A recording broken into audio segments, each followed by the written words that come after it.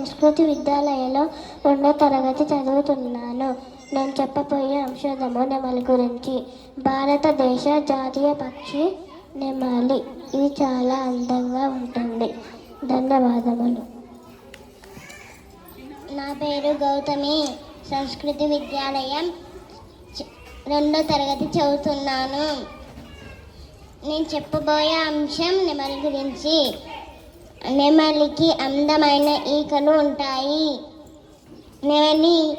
నెమలి శాకాహారం మరియు మాంసాహారం రెండు తింటుంది.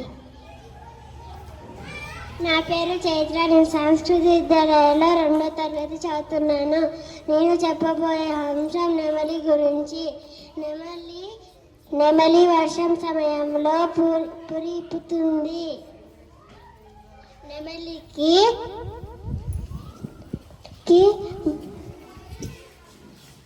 మరియు